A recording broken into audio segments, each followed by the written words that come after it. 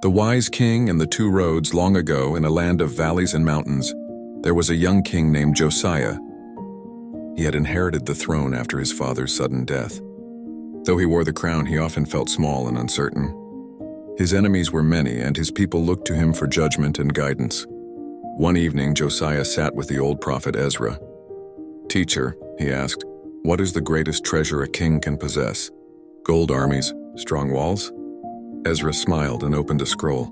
He read aloud, "The fear of the Lord is the beginning of wisdom, and knowledge of the Holy One is understanding." Proverbs 9-10. Josiah frowned. "But how does wisdom guard a kingdom against swords and fire?" The prophet replied, "Come, tomorrow we will walk the two roads." At dawn, Ezra led the young king to a fork in the road outside the city. One path was wide, smooth, and filled with travelers laughing loudly, carrying treasures and boasting of their riches. The other path was narrow, steep, and nearly empty, except for a few who walked quietly with staffs singing psalms. "Which road should a king choose?" Ezra asked. Josiah pointed to the wide road. "That way is full of strength, wealth, and allies. Surely that is the road of power." But Ezra shook his head and spoke softly. "There is a way that seems right to a man, but its end is the way of death." Proverbs 14:12.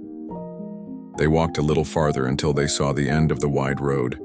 It led to a great pit where the travelers stumbled and fell. Their laughter turned to cries. The narrow road, however, though difficult, led upward to a garden with living water and shade. The weary travelers were refreshed and safe. The lesson. Josiah's heart was troubled. "Teacher, I understand now.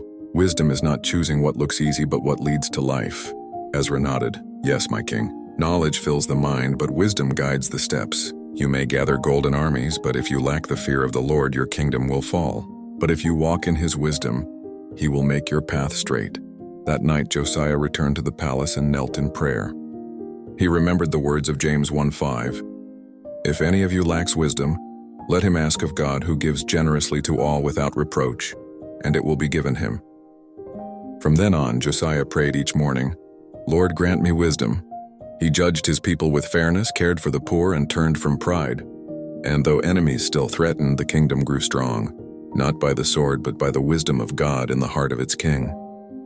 Moral of the story: wisdom is greater than wealth or strength. It begins with reverence for God.